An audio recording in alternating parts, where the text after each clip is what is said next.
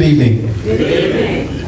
I really wanted to talk to the young folks because all of you in here have experienced what I've experienced in growing up, and because we're all from the same neck of the woods. Fort Pierce was where I used to go out 441 and come on Avenue D in front of the old theater and catch the field bus. We go out and pick peas and all kind of things, and black snakes too. So I know some of you've been that way, and used to go to the orange groves and all the citrus around here. Used to work there, and I used to work here between Gifford and Fort Pierce, and we had a big rivalry between Gifford High School and Lincoln Park Academy. In fact, I attended both of them at one time. But those were the things that I did and I encountered when I was here in this area. And you know, sometimes things work in circles, and this happened to be a circular journey because I left this area vowing not to come back to this little country place. And guess what? In 1997, I came back. I'd like to take my hats off to some of you who watched me matriculate, not only in the educational field, but as a human and as a part of mankind. And that's the Bradleys back here. Both were my teachers at one time back at Gifford High School. The sermons, I grew up with them. I remember when we used to go to church there. I think it was on 7th Street. Brother Hope was the minister. I remember those things. 8th Street. And but all these people had a very important role in my life. From just watching me grow as a young man, as a young boy, making sure I did the right thing coming up. I had some loving parents. We were in a household of 2 parents, and they were parents. They had very good parenting skills. In fact, if they exercised their parenting skill today, they'd probably be under the jail somewhere. But they were good parents, and they brought up a good crop of kids. So I'm telling you, young folks back there, if you got some parents who love you, enjoy them now. Enjoy them, because once they're gone, you're gonna miss them. And one thing I also want to tell our young folks, we place a lot of emphasis on celebrities and the pro players and all of those things, and some of them are good. But remember this, as you go up in society, it's less than 1/10 of 1% that actually reach those levels. You know, the NFL, the NBA, it's just a small portion, a small percentage of African Americans that will reach that level. And unfortunately, when you look out there, and these are people that you look up to, and unfortunately, when you look out there, sometimes you're dismayed by what you see.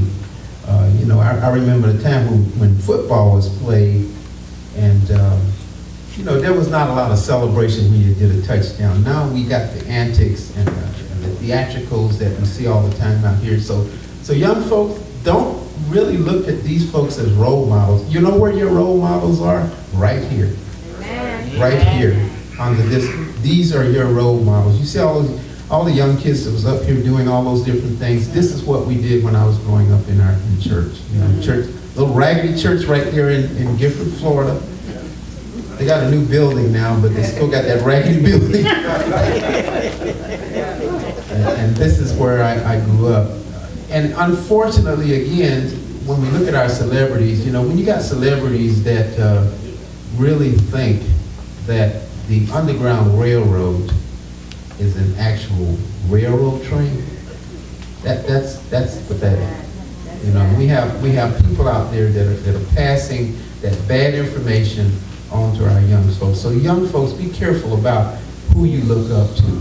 And don't forget about the people that are in here that are really your role models.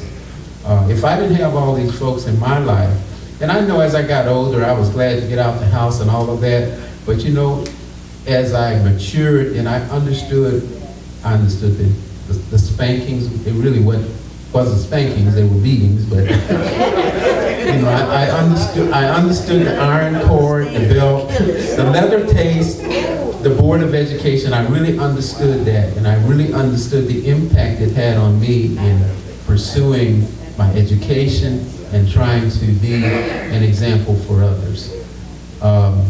I began school right after I came from Vietnam. I started at the police department in West Palm Beach in 1970. I started going what we call a peanut butter jelly college. That was Palm Beach Junior College. I started there in 1972. And guess, you know when I finished school? I finished school when I was 55. When I was 55, I finished school at Lynn University with my PhD. So don't ever give up, and don't listen to people that tell you what you cannot do. You know, when I was going to FAU and I was working on my doctorate, and I had to take a sabbatical because I got this job at Fort Pierce, and my goodness, everybody looked at me like I was crazy. What do you want to go to Fort Pierce for? But I came here and I tried to make some corrections in a real good old boy police department that were very unkind to black folks. And actually very unkind to citizens. So I've tried to make some changes, and we've made some tremendous changes in how the police had to work with the African American community. And it was very difficult, but I had to take a sabbatical, so when I went back to finish my doctorate at FAU, they said, well, you had 7 years to complete it, you're outside that window, and we want you to go back and take a couple more classes, and then you can essentially start over again. And I said, well, I don't want to start over again. I've come this far. And they said, well, you got a good education. What you want a doctorate for anyway? Because someone said that, I said, okay, I'm going to show them. I'm going to get my doctorate. And I went over to Lynn University, and I finished when I was 55 years old. So kids, remember, don't listen to folks to tell you what you cannot do.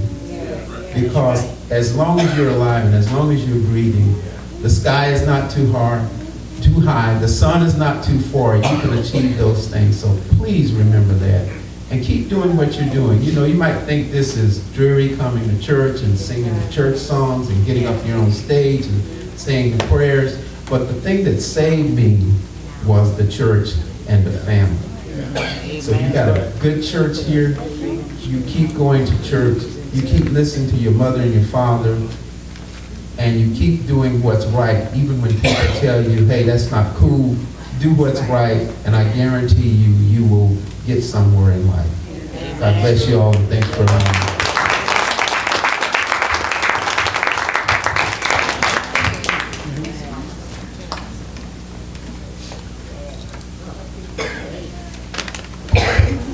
Thank you, Dr. Savage.